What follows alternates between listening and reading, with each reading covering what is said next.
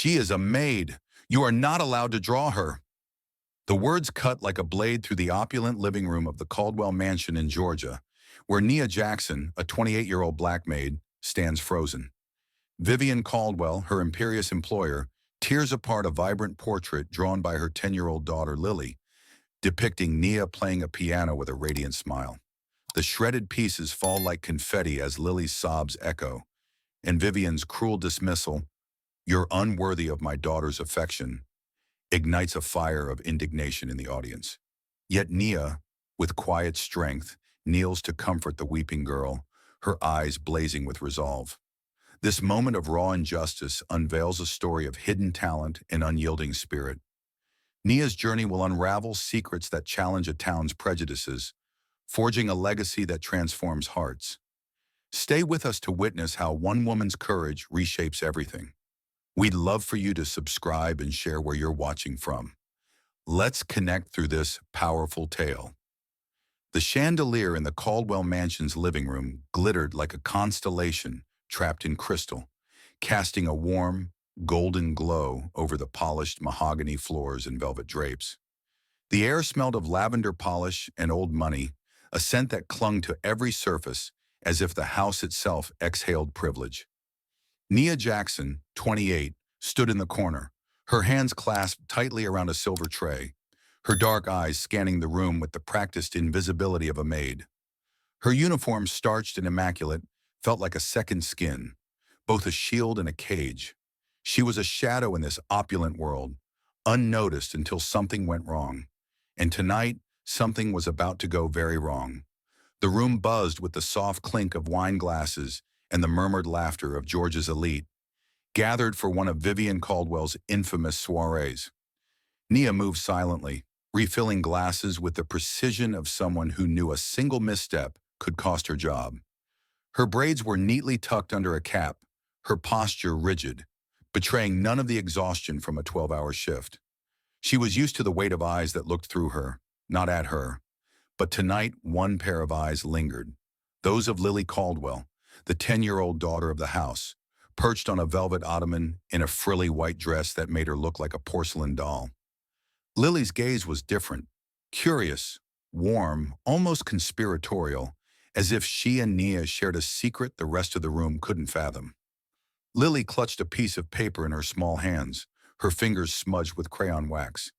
She'd been working on it all afternoon, her tongue poking out in concentration as she sat cross-legged on the nursery floor. Nia had caught glimpses of the girl's project while dusting the upstairs hall, a burst of colors, blues and yellows swirling around a figure at a piano. She hadn't thought much of it then, assuming it was another of Lily's fanciful drawings of princesses or ponies.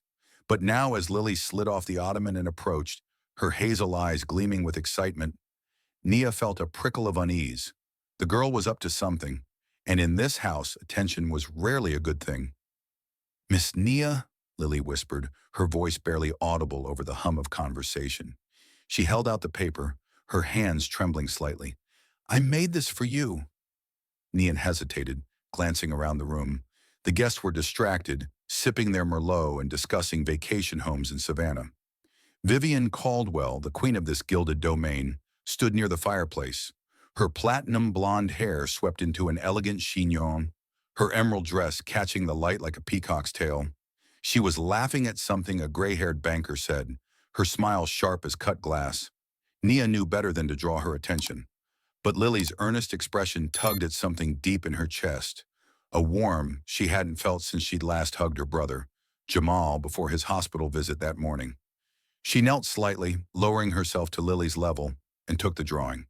The paper was heavy with crayon, the colors bold and unapologetic. At the center was a figure with deep brown skin and braided hair, seated at a grand piano, her hands poised over the keys. A radiant smile lit the figure's face, and above her head, Lily had scrawled in wobbly letters, "Miss Nia, my hero." Nia's breath caught. The drawing wasn't just a child's scribble, it was a mirror, reflecting a version of herself she'd buried years ago, when dreams of music had given way to hospital bills and survival. "Lily, this is—" Nia's voice faltered, thick with emotion. She traced the outline of the piano with her fingertip, remembering the feel of ivory keys under her hands, the way a gospel melody could lift her soul out of the darkness. "It's beautiful, sweetheart." Lily beamed, her cheeks flushing pink. "I saw you play in my head," she said, her words tumbling out in a rush. "When you hum those songs while you clean, I imagine you're a famous musician." "You should be, Miss Naya." Before Naya could respond, a shadow fell over them. The air seemed to chill, the chatter in the room fading as Vivian Caldwell's heels clicked across the floor. Her presence was a force, like a storm rolling in from the Atlantic, and Naya instinctively straightened, tucking the drawing behind her back. But Lily, oblivious to the danger, held her ground, clutching Nia's arm as if to anchor her. "What's this?" Vivian's voice was honey-laced with venom, her blue eyes narrowing as they flicked from Lily to Nia. She extended a manicured hand, her rings glinting like tiny daggers. "Show me." Lily hesitated, her small frame shrinking under her mother's gaze. "It's just a drawing, Mama," she mumbled, but her voice lacked conviction. "Give it to me, Lily." Vivian's tone left no room for argument. Reluctantly, Lily reached for the drawing in Nia's hand, her fingers trembling. Nia handed it over, her heart pounding as Vivian unfolded the paper. The room seemed to hold its breath, the guests' murmurs softening as they sensed the shift in the atmosphere. Vivian's lips curled into a sneer as she studied the drawing. "This?" she said, her voice dripping with disdain. "You wasted your time on this?" Without warning, she gripped the paper in both hands and tore it in half. Then again, the sound of ripping paper slicing through the silence. Lily gasped, her eyes welling with tears as the pieces fluttered to the floor like broken promises. "Mama, no!" Lily cried, dropping to her knees to gather the fragments. Her small hands scrambled desperately, as if she could piece Nia's image back together. The guests shifted uncomfortably, their gazes darting away. But Nia felt every eye on her, burning through her uniform, stripping her bare. Vivian turned to Nia, her smile cold and triumphant. "You're nothing but a maid, Nia," she said, loud enough for the room to hear. "Don't pretend you belong here. You're unworthy of my daughter's affection, let alone her silly little drawings." The words landed like blows, each one heavier than the last, designed to wound not just Nia, but the trembling girl at her feet. Nia's hands clenched at her sides, her nails digging into her palms. She wanted to scream, to tell Vivian that her wealth couldn't buy kindness, that her cruelty couldn't erase the love in Lily's heart. But she knew the cost of speaking out. Her job, her brother's medical bills, the fragile stability she'd fought so hard to maintain.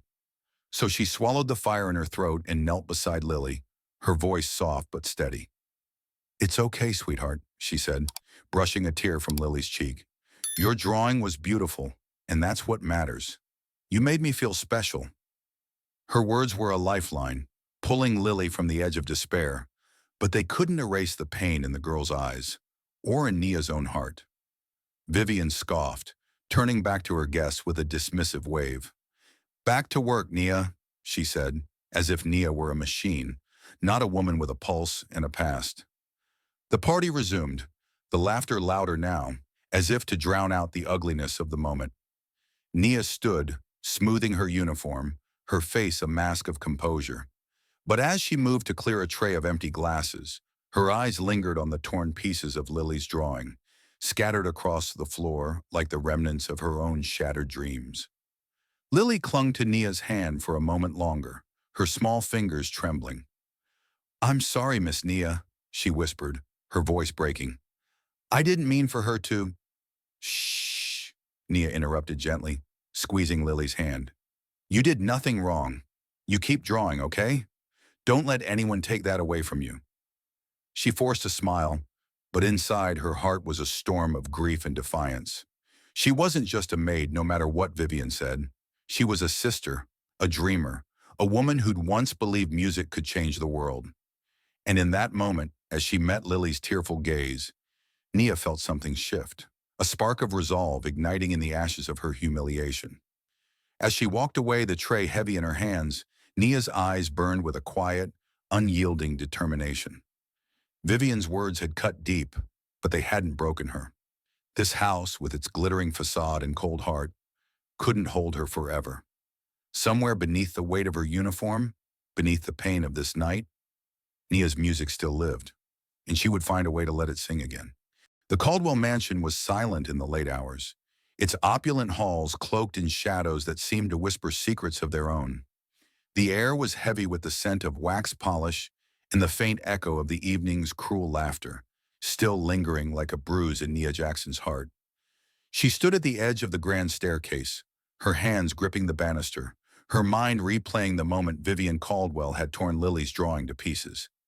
The memory of the girl's sobs, the scattered crayon fragments on the polished floor, burned in her chest. But it was Lily's trembling voice, Miss Nia, my hero, that anchored her, keeping her from sinking into the despair that threatened to swallow her whole. She wasn't just a maid, not tonight. She was something more, something she'd buried years ago under the weight of survival. A soft creak broke the silence, and Nia turned to see a small figure in a white nightgown tiptoeing down the hall. Lily Caldwell, her hazel eyes wide with determination, clutched a flashlight that cast a trembling beam across the walls. Her bare feet patted silently on the hardwood, and her face, still blotchy from tears, held a spark of defiance that made Nia's breath catch. "Miss Nia," Lily whispered, her voice urgent, "you have to come with me, please." Nia hesitated, glancing toward the darkened corridor that led to Vivian's suite. The last thing she needed was another confrontation, another reason for her employer to tighten the invisible chains of her position. But Lily's pleading eyes, so full of trust, were impossible to resist. "All right, sweetheart," Nia said softly, her voice barely above a breath. "But we have to be quiet." Lily led her up a narrow staircase to the attic, a place Nia had only entered to store Christmas decorations or dust-forgotten furniture. The door creaked as it opened, revealing a cavernous space filled with the ghosts of the Caldwell family's past, trunks of moth-eaten gowns, cracked mirrors, and a grand piano, its ebony finish dulled by years of neglect.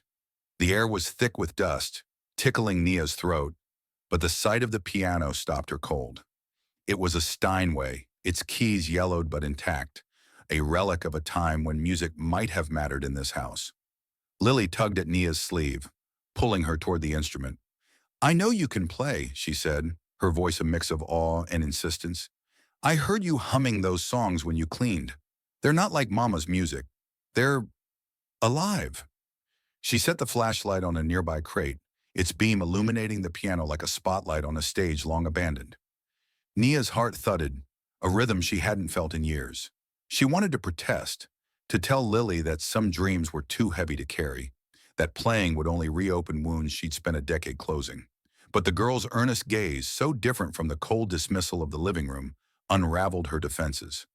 "Just one song," Nia said almost to herself as she sat on the creaky bench. Her fingers hovered over the keys, trembling with the weight of memory. The first notes of Amazing Grace spilled into the attic, tentative at first, then swelling into a gospel melody that seemed to breathe life into the dusty air. Nia's hands moved with a grace she thought she'd lost, each chord a thread connecting her to a past she'd buried. She was 18 again, standing in her church's choir loft, her fingers dancing across the keys as her mother's voice soared beside her. The music had been her sanctuary, her promise of a future beyond the small apartment she shared with her parents and Jamal. But that was before the car accident, before the hospital bills, before she'd walked away from a Juilliard scholarship to keep her brother alive. The memory flooded back, vivid and raw. Her mother's laughter, her father's proud nod. The letter from Juilliard crumpled in her hand as she chose family over fame. Lily sat cross-legged on the floor, her eyes wide with wonder. "You're like a magician," she whispered, her voice breaking the spell of the music. "Why don't you play all the time? You're better than anyone I've ever heard." Nia stopped, her hands freezing on the keys. The attic felt smaller now, the walls closing in with the weight of her sacrifice. "Sometimes, Lily," she said, her voice thick, "you give up dreams to keep the people you love safe. My brother, he needed me more than the world needed my music." She closed the piano lid gently, as if sealing away a part of herself she couldn't afford to reclaim. Lily's face fell, but her determination didn't waver. "I won't tell Mama," she promised, her small hand reaching for Nia's. "But you have to keep playing. For me, please." Her words were a plea, a lifeline that Nia hadn't expected. She nodded, unable to refuse the girl who saw her not as a maid, but as a hero. The moment was shattered by a faint clatter from downstairs, likely a servant tidying up after the party. Nia's pulse quickened. "We need to go, Lily," she said, standing abruptly. "If your mother finds us here—" She didn't finish the sentence, but the fear in her voice was enough. Lily grabbed her flashlight, her small frame trembling with the thrill of their secret. As they crept back downstairs, Nia's mind raced.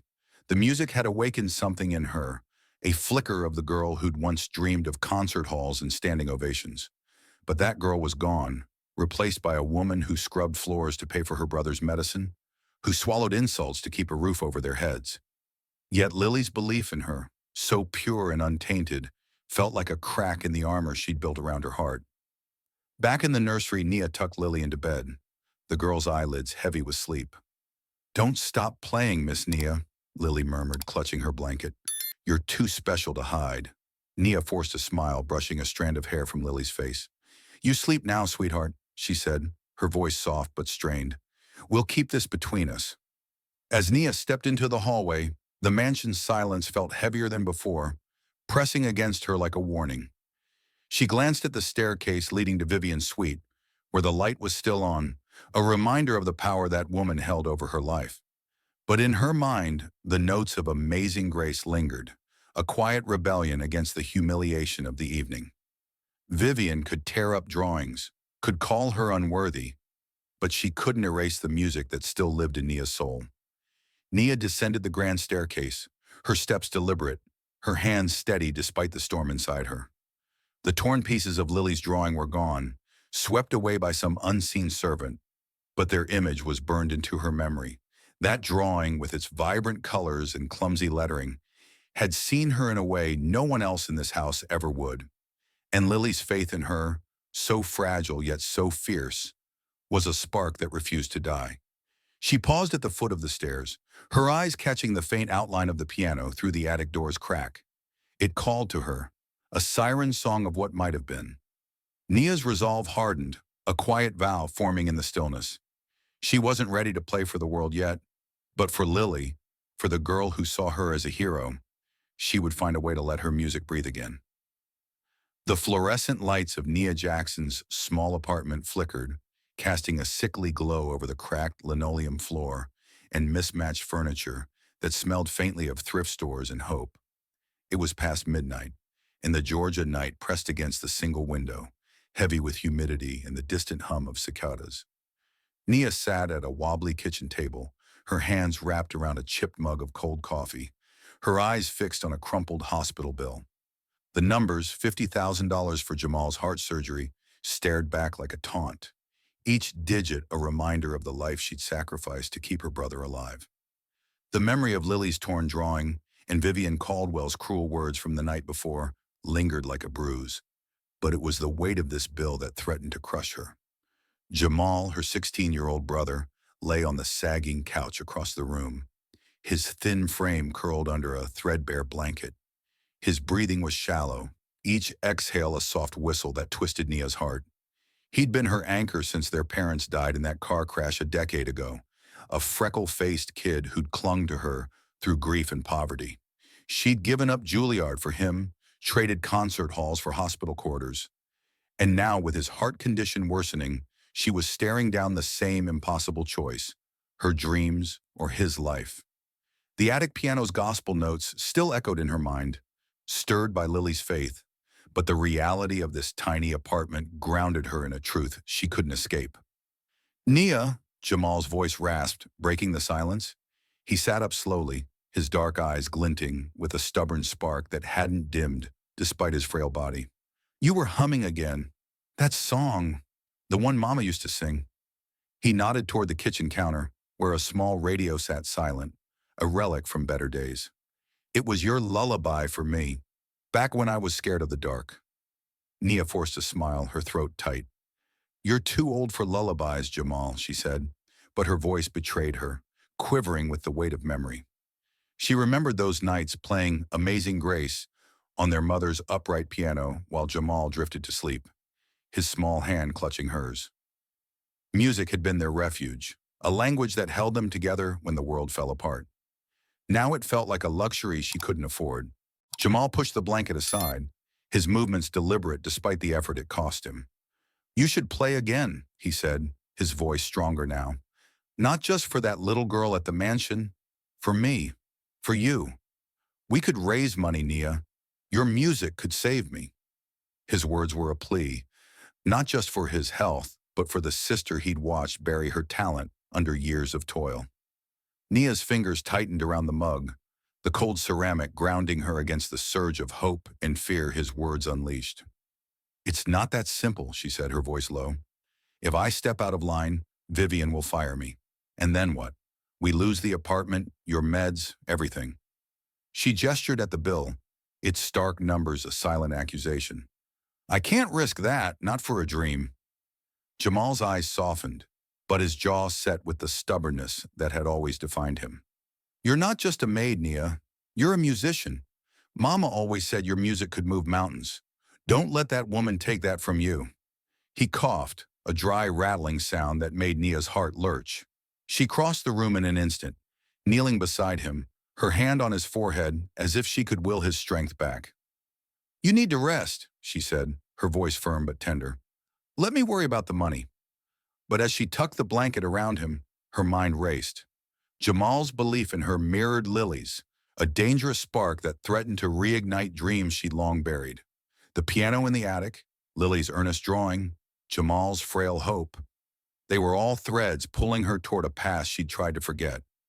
The next morning, Nia returned to the Caldwell mansion, her body heavy with exhaustion, but her resolve steeled.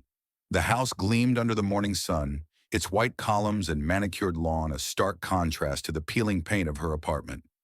She slipped through the service entrance, her uniform crisp despite the sleepless night, and began her routine of dusting and polishing. But the air felt different today, charged with the memory of Lily's tears and the echo of her own music.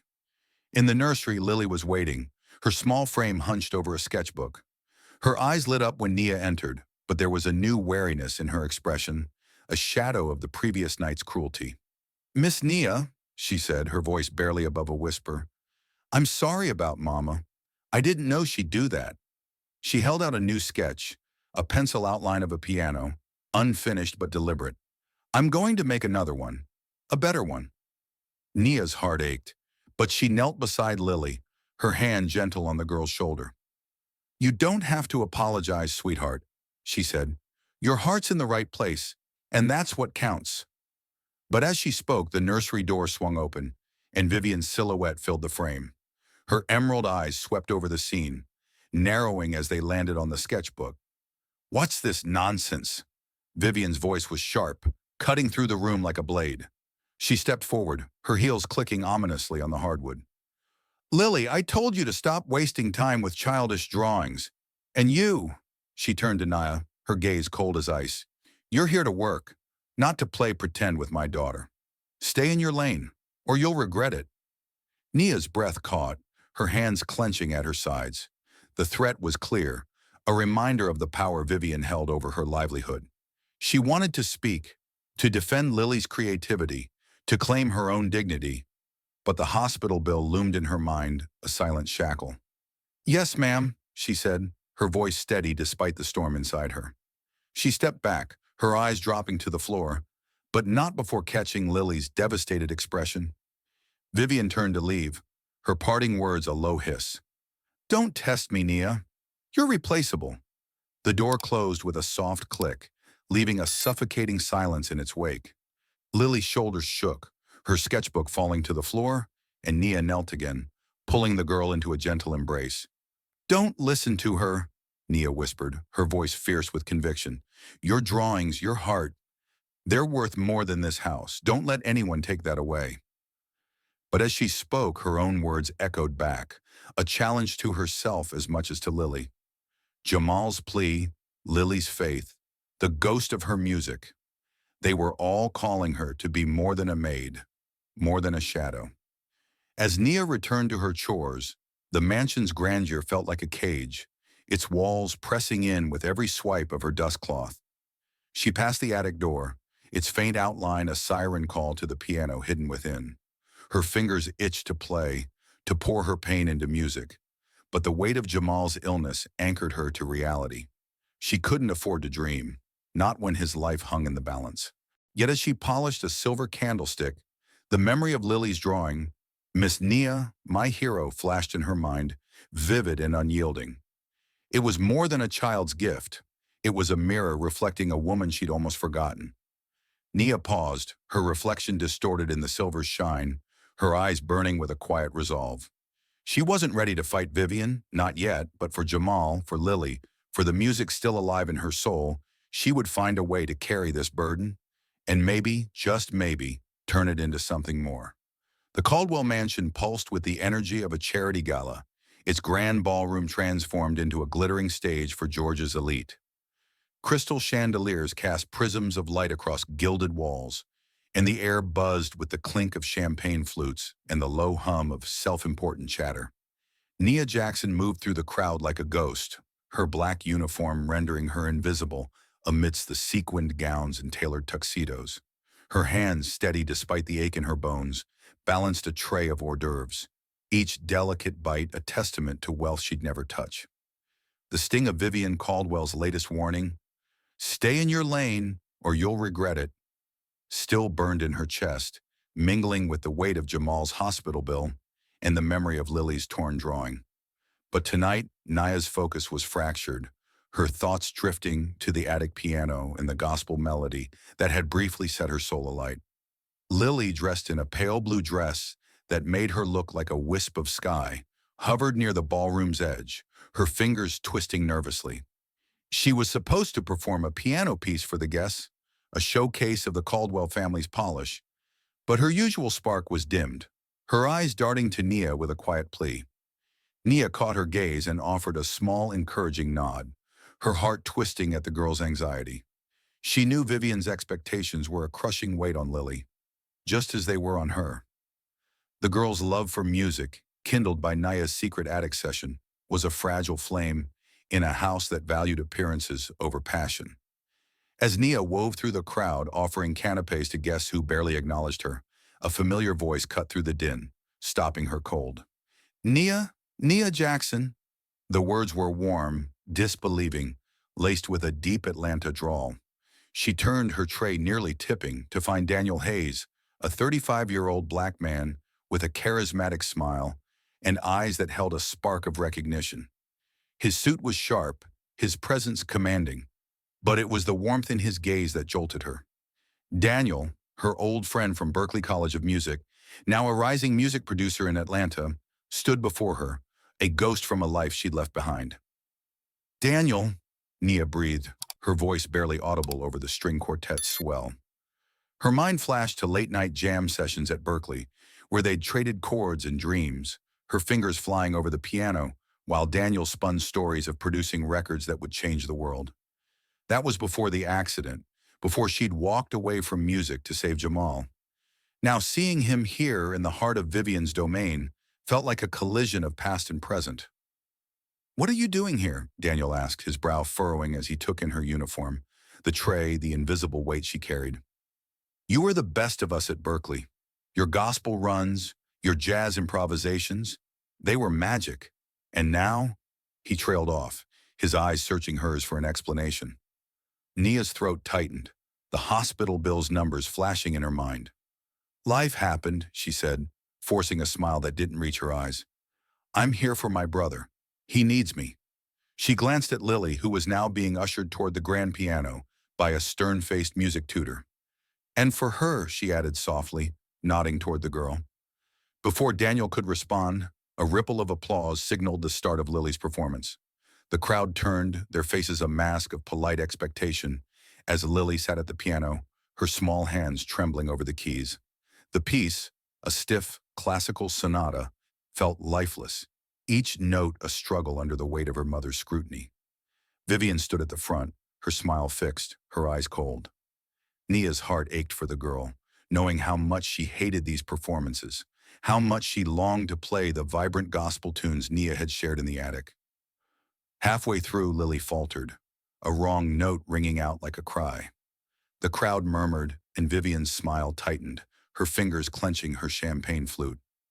Lily's eyes darted to Nia, wide with panic, and without thinking, Nia set her tray on a nearby table and slipped toward the piano.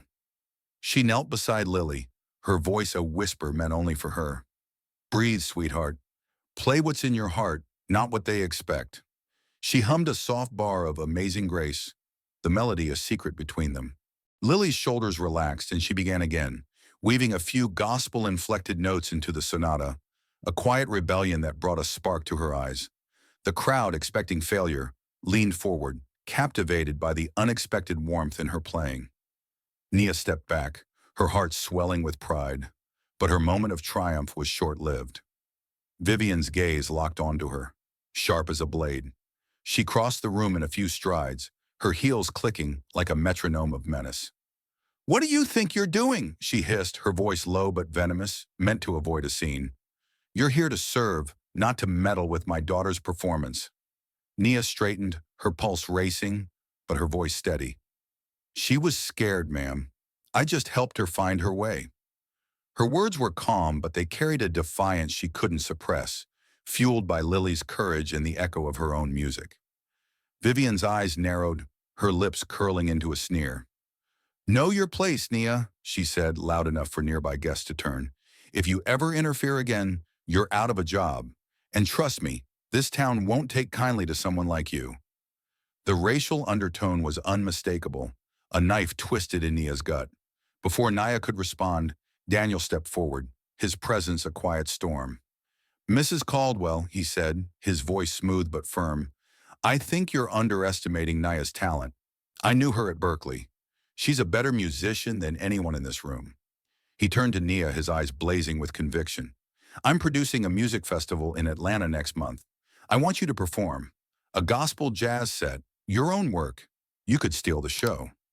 The offer hung in the air like a lifeline, glittering with possibility but heavy with risk. Nia's breath caught, her mind racing. The festival could be a chance to reclaim her music, to raise money for Jamal's surgery, to prove she was more than Vivian's insults. But one glance at Vivian's face, cold, calculating, a predator, sensing weakness, told her the cost. "Accept that offer," Vivian said, her voice a low growl, "and you're done here. No job, no references, nothing." The crowd had turned back to Lily, who finished her piece to polite applause, oblivious to the confrontation unfolding. Nia's eyes met Daniel's, and for a moment, she saw the girl she'd been at Berkeley.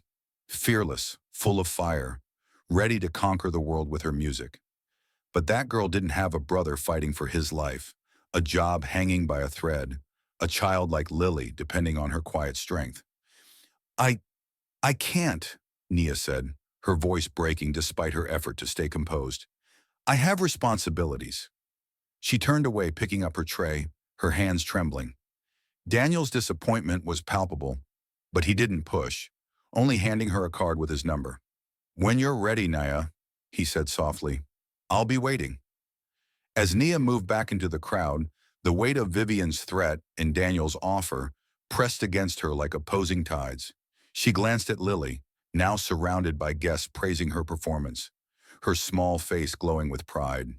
Nia's heart ached with the memory of the attic, of Lily's belief in her, of Jamal's plea to let her music save him.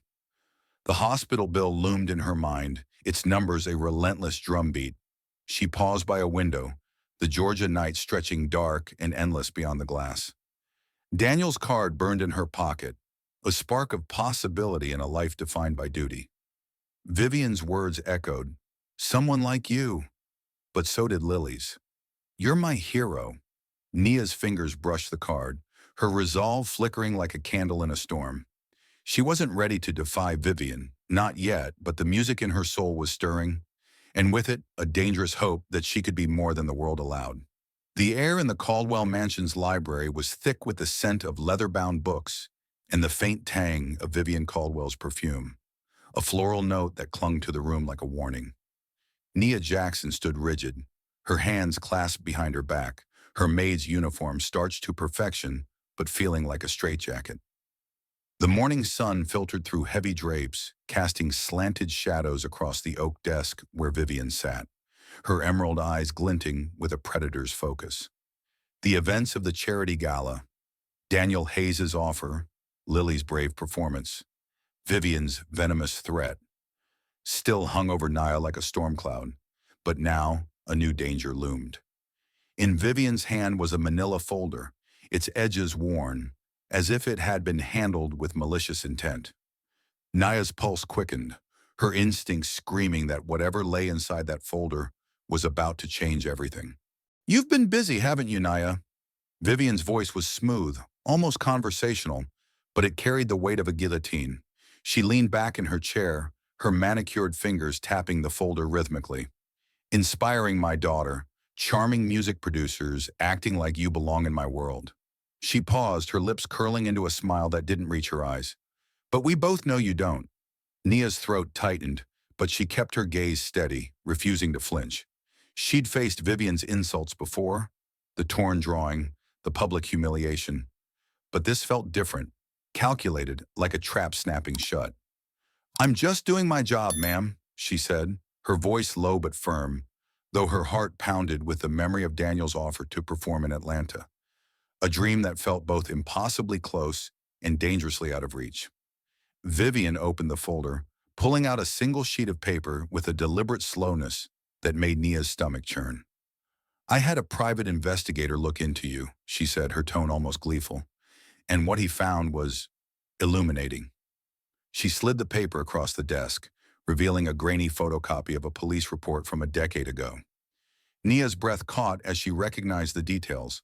Her name, her teenage face, an accusation of theft from a local store when she was 17, a false charge born of racial profiling, dismissed after a humiliating ordeal, but never fully erased. "You're a thief, Nia," Vivian said, her voice dripping with disdain. "And you thought you could play the saint in my house?" Nia's hands clenched behind her back, her nails digging into her palms. The accusation wasn't new, but hearing it wielded like a weapon in this gilded room reignited the shame she'd buried long ago. "That was a mistake," she said, her voice steady despite the tremor in her chest. "I was cleared, you know that." Vivian laughed, a sharp, mirthless sound. "Cleared or not, it's a story this town will eat up. A black maid with a criminal past, cozying up to my daughter, scheming to worm her way into our lives?" She leaned forward, her eyes narrowing. "You're a liability, Nia, and I don't tolerate liabilities." She reached into the folder again, pulling out the torn pieces of Lily's drawing, the vibrant colors now crumpled and faded. "This," she said, waving the fragments, "is proof you've overstepped. You've confused my daughter, filled her head with nonsense. Resign today, or I'll make sure every family in Georgia knows who you really are." The threat landed like a physical blow, knocking the air from Nia's lungs.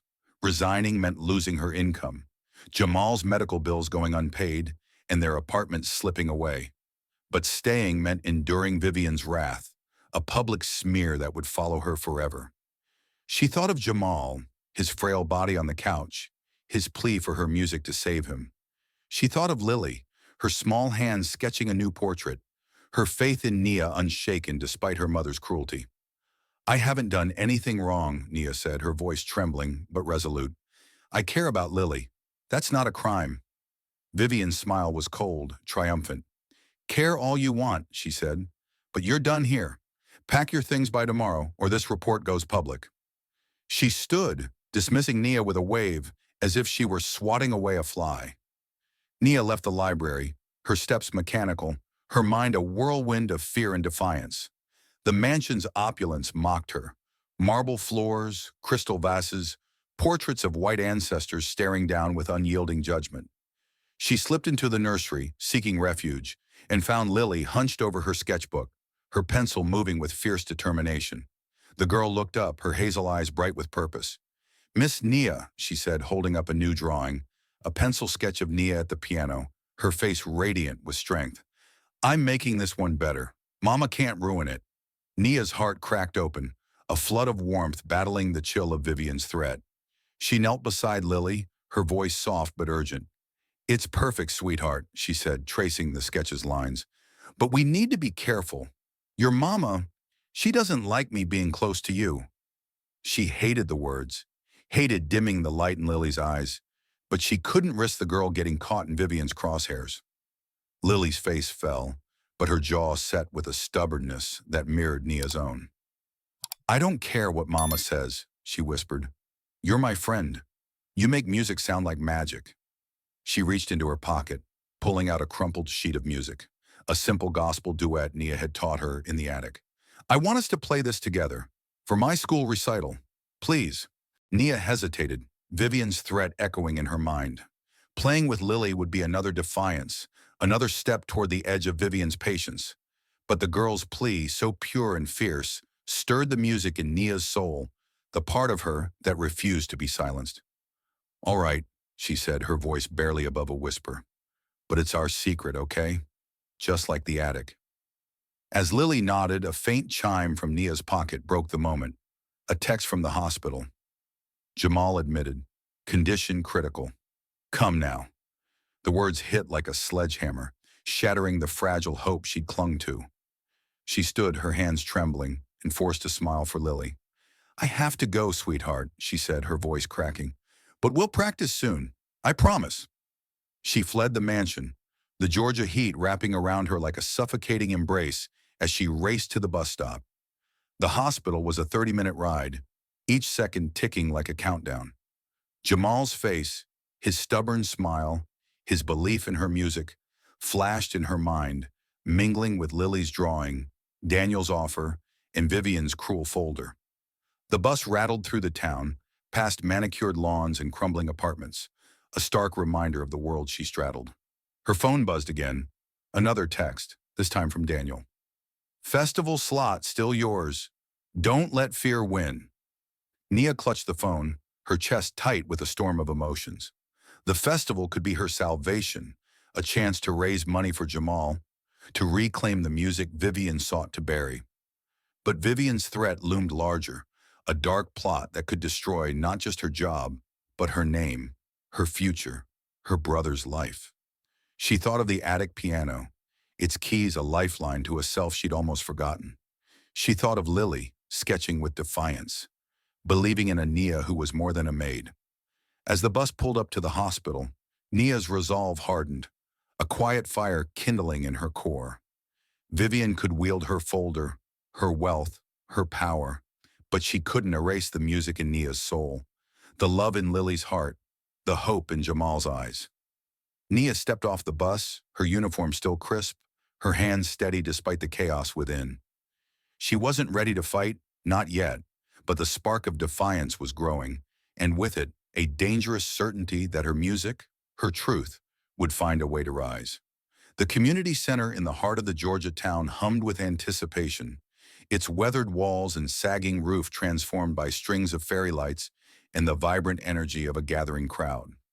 The scent of fried chicken and sweet tea mingled with the nervous sweat of performers, young and old, who milled about backstage, their voices a low buzz of excitement.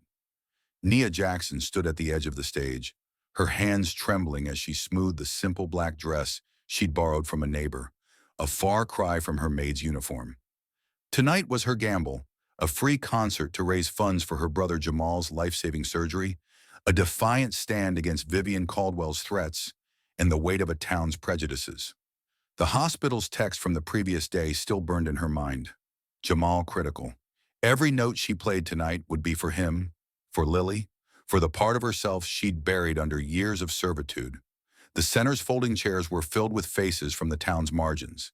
Immigrant families, single mothers, children whose dreams were as big as their circumstances were small. They'd come because Nia had been their quiet champion, teaching their kids to read, sharing meals when cupboards were bare, humming gospel tunes that felt like hope. Local musicians, some barely teenagers, tuned their guitars and practiced scales, their eyes shining with the chance to perform alongside her. Nia's heart swelled at their trust, but fear gnawed at her. Vivian's manila folder, with its damning police report, loomed like a guillotine. If she played tonight, if she dared to shine, Vivian would ensure the town saw her as a thief, not a musician. Backstage, Daniel Hayes adjusted a microphone, his presence a steady anchor in the chaos. "You've got this, Nia," he said, his Atlanta drawl warm with conviction. This town needs your music. Jamal needs it. He'd rallied his network to live-stream the concert, a risky move that could amplify their cause, or expose Nia to Vivian's wrath. She clutched the crumpled sheet music for the gospel jazz duet she'd taught Lily, her fingers tracing the notes as if they could steady her racing pulse. The duet was their secret, a rebellion against Vivian's cruelty. But Lily was nowhere to be seen, likely confined to the mansion under her mother's watchful eye. The crowd hushed as Nia stepped onto the stage, the spotlight harsh against her skin. She sat at the community center's battered upright piano, its keys worn but familiar, like an old friend. "This is for my brother," she said, her voice clear despite the tremor in her chest. "And for all of you who've ever been told you're not enough." The first notes of "This Little Light of Mine" rang out, her fingers weaving gospel warmth with jazz improvisation, each chord a declaration of defiance. The crowd leaned forward, their faces softening, some swaying, others wiping tears. Children she'd tutored clapped along, their smiles a lifeline that kept her playing through the fear. Halfway through the song, a commotion at the back of the room sliced through the music like a blade. Vivian Caldwell strode in, her emerald dress a stark contrast to the center's humble setting, her face a mask of righteous fury. Behind her, two men in suits, likely her private investigator and a lawyer, stood like sentinels, their presence a silent threat.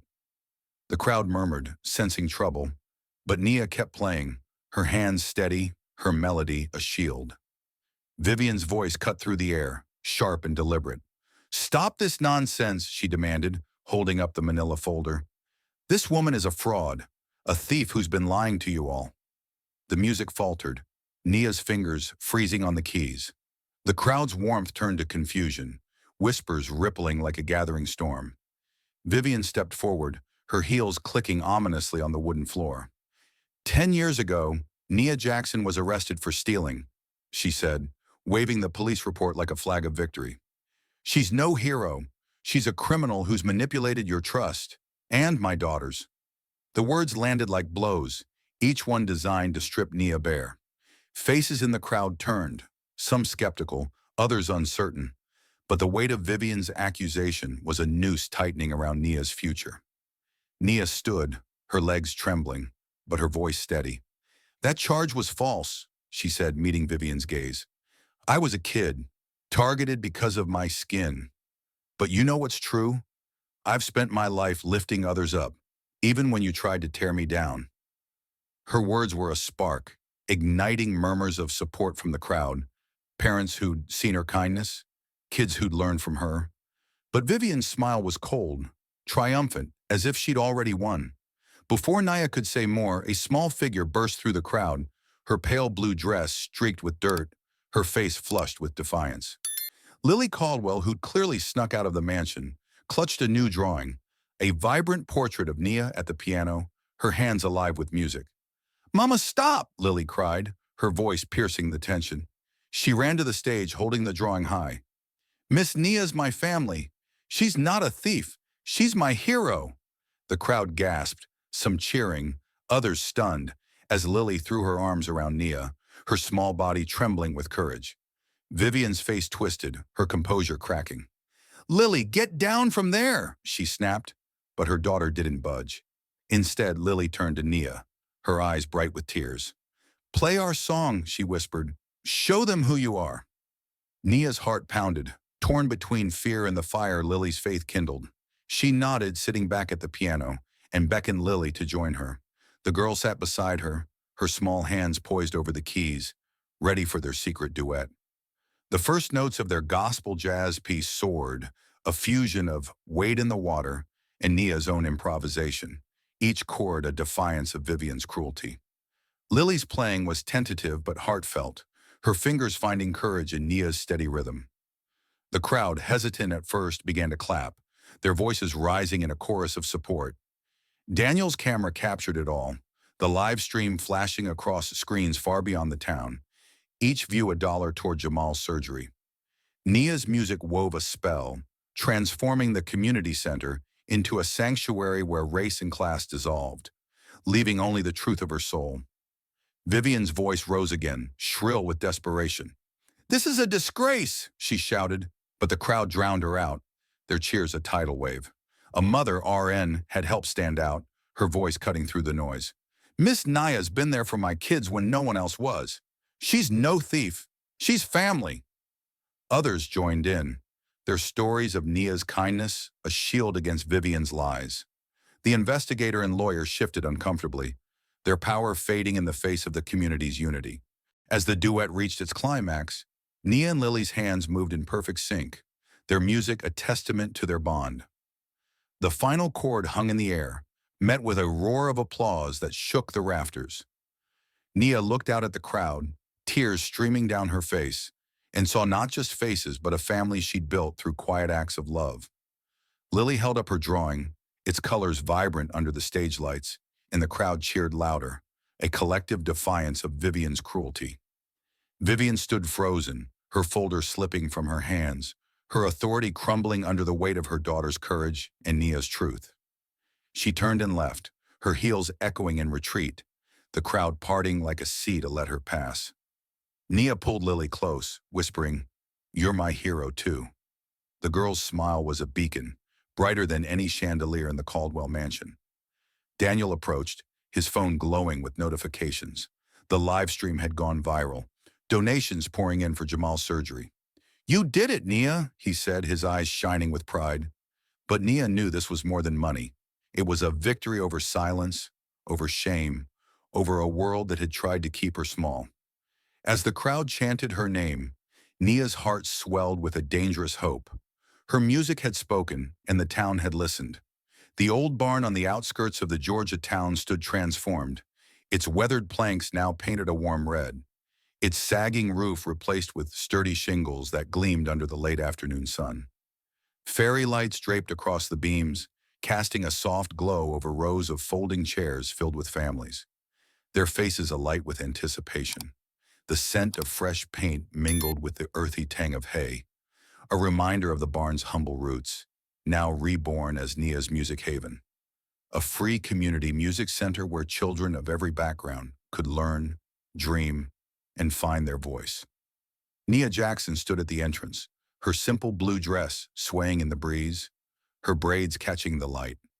The weight of the past weeks, Vivian Caldwell's threats, Jamal's hospitalization, the triumphant concert still lingered. But today, as she prepared to open the haven's doors, Nia felt a lightness she hadn't known in years. Her music, once buried, was now a beacon, and this barn was its home. Inside, the space buzzed with life. Children, some as young as 5, others teetering on adolescence, tuned guitars, tapped drumsticks, and tested the keys of a donated upright piano, its polished surface a far cry from the dusty attic relic where Nia's journey had reignited. Volunteers, neighbors, parents, even some of the musicians from the concert arranged music stands and hung colorful artwork, including Lily's vibrant portrait of Nia at the piano, now framed and mounted above the stage.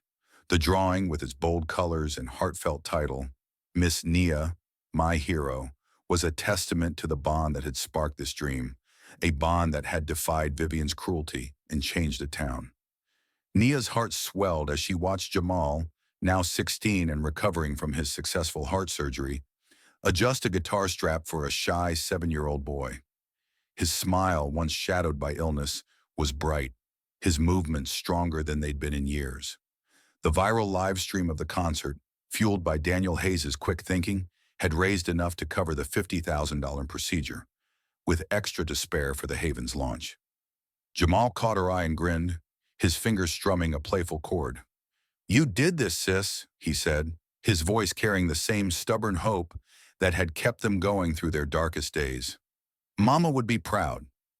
Nia's throat tightened at the mention of their mother, whose gospel hymns had been her first teacher. She nodded, unable to speak, and turned to survey the crowd gathering outside. Families she'd known for years, immigrant parents working double shifts, single mothers who'd shared their struggles over late-night coffee, mingled with new faces drawn by the concert's fame. They'd come not just for music lessons, but for the promise of a place where their children could belong, where dreams weren't bound by race or class. Nia's Music Haven wasn't just a building, it was a sanctuary, a legacy born from her refusal to let Vivian's lies define her. Daniel Hayes approached, his suit traded for a casual button-down, his presence as steady as ever. "You've built something incredible, Nia," he said, his Atlanta drawl warm with pride. "This place, it's going to change lives." His eyes held a deeper meaning, a spark that had grown since their reunion at the gala. Over the weeks he'd stayed in town, helping organize the Haven, his music industry connections securing donations of instruments and equipment. But it was his quiet support, late-night talks, shared laughter, a hand on her shoulder when doubt crept in, that had stirred something in Nia's heart, a possibility she was only beginning to name. Before she could respond, a familiar figure appeared at the barn's entrance. Lily Caldwell, her pale blue dress replaced with jeans and a t-shirt, her hazel eyes bright with excitement. She'd snuck away from the mansion again, her defiance now a badge of courage. "Miss Nia," she called, running forward, a new sketchbook tucked under her arm. "I brought something for the Haven." She opened the book to reveal a mural design, a vibrant collage of children playing instruments, their faces every shade of the town's diversity, with Nia at the center, her hands on a piano. "It's for the wall," Lily said, her voice trembling with pride. "So everyone knows this is your place." Nia knelt, pulling Lily into a hug, her eyes stinging with tears. "You're my star, Lily," she whispered, her voice thick. The girl's presence was a miracle, a reminder of the night she'd stood on stage, holding her drawing high, defying her mother's cruelty. But the moment was bittersweet. Lily's visits were stolen, her time with Nia a secret kept from Vivian, who'd grown colder since the concert, her influence waning, but her resentment sharper. Nia knew the cost of Lily's loyalty, the rift it was creating in the Caldwell household, but she couldn't dim the girl's light. The ribbon cutting began, a simple ceremony that felt anything but. Nia stood at the microphone, her hands steady despite the butterflies in her stomach. "This Haven is for every child who's been told they're not enough," she said, her voice carrying over the crowd. "For every dream that's been buried, every voice that's been silenced. Music doesn't care about your skin, your bank account, or your past. It only asks you to show up." The crowd erupted in applause, their cheers a chorus of hope that drowned out the memory of Vivian's manila folder. As children streamed inside, their laughter filling the barn, Daniel took Nia's hand, his touch warm and grounding. "I'm staying," he said quietly, his eyes locking with hers. "Not just for the Haven, but for you. I've spent years chasing success, but you've shown me what it really means. To build something that lasts." His words were a confession, raw and unguarded, and Nia's heart raced, the possibility of love intertwining with the legacy she was creating. But the moment was interrupted by a shadow at the edge of the crowd. Vivian Caldwell stood there, her emerald dress a stark contrast to the casual joy around her, her face a mask of barely contained fury. She hadn't come to celebrate, but to reclaim control, her presence a reminder of the power she still wielded. "Lily," she called, her voice cutting through the chatter. "You're coming home. Now!" Lily froze, her sketchbook slipping from her hands. The crowd quieted, sensing the tension, but Nia stepped forward, her resolve unshaken. "Mrs. Caldwell," she said, her voice calm but firm, "Lily's welcome here, just like every child. This is a place for belonging, not division." Her words were a challenge, a line drawn in the sand, and the crowd murmured in support, their loyalty a shield against Vivian's wrath. Vivian's eyes narrowed, but she faltered under the weight of the community's gaze. "You've poisoned my daughter," she hissed, but her voice lacked its usual venom. Lily ran to Nia, clinging to her side, and the crowd closed ranks, their faces a tapestry of defiance. A mother, Nia, had stepped forward, her voice steady. "Miss Nia's given our kids a future. What have you done for us?" The question hung in the air, a quiet indictment that left Vivian speechless. Defeated, Vivian turned and left, her heels sinking into the grass, her power diminished in the face of a community united. Nia lifted Lily's sketchbook, handing it back with a smile. "Let's hang your mural," she said, her voice warm with pride. As they worked together, pinning the drawing to the barn's wall, children gathered around, their voices rising in a spontaneous gospel hymn. the notes weaving through the air like a promise kept. Jamal joined them, his guitar strumming along, his recovery a miracle made possible by the concert's success. Daniel stood beside Nia, his hand brushing hers, a silent vow to build this legacy together. The Haven was more than a music center. It was a family, forged not by blood, but by choice, by love that refused to be silenced. As the sun dipped below the horizon, painting the sky in hues of gold and crimson, Nia looked out at the faces around her, Lily's, Jamal's, Daniel's, the children's, and knew this was her true home. Her music, once hidden, had become a light that would shine for generations, a legacy of courage that no one, not even Vivian, could tear apart. As the sun sets over Nia's music haven, the echoes of her courage and Lily's unwavering faith linger, reminding us that love and art can rewrite even the darkest stories. Nia's journey, from a maid silenced by prejudice to a beacon of hope, shows us that family is built on choice, not just blood, and that one voice can change a community. We're so grateful you joined us for this powerful tale. Please share your thoughts in the comments. What did Nia's story inspire in you? Where are you watching from, and how does her music resonate in your world? Hit that subscribe button to stay with us for more stories of heart and resilience. Thank you for being part of this journey, and we can't wait to meet you again in the next chapter of hope and transformation.